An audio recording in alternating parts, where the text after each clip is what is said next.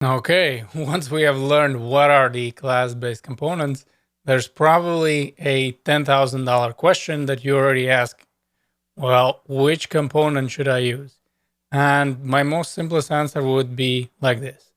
You see, as you're noticing in React, as you saw already with using, let's say, arrow functions, whether that would be implicit or explicit return, which by the way would be JavaScript thing, but still I'm including this in React, as well as you're looking at the imports and exports, as we're looking right now at the components, there's a simple answer, and it's called preference.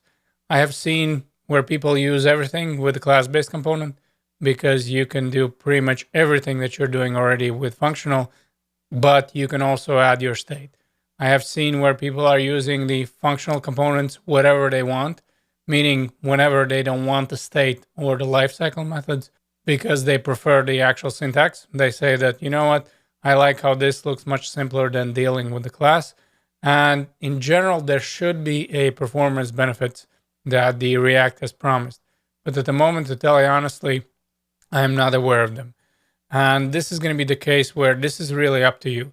If you like the functional components, use them all over the place. And then whenever you need a state, you're just going to have to be creating the class component. However, I do want to warn you that if you're going this route, there's going to be at times when you already finish your component and you're like, oh, shoot, I do need my state. And then you're going to have to refactor it from you if you're going to be using hooks, by the way. Again, that is a side note that I need to add that if you're going to be using hooks, you're going to be doing probably a functional component anyway, and then you're going to be setting it up if you need it. So I do need to add it, but we're going to be focusing on these two options, either the class-based or the functional component.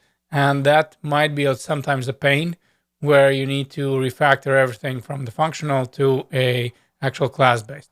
So from the other side, the easiest one would be doing everything with the class-based components because then you don't need to worry about anything.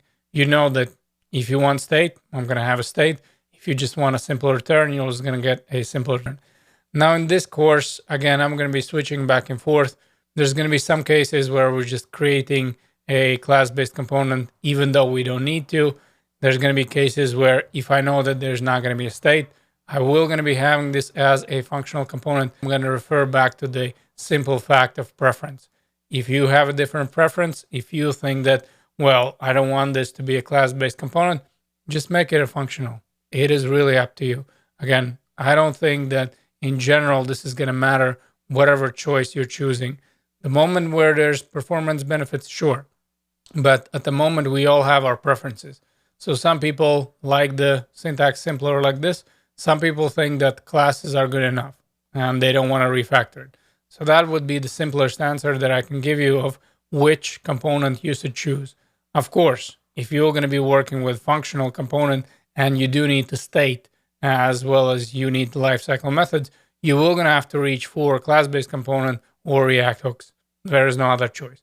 However, if you don't need it, then again, this is just going to be your preference.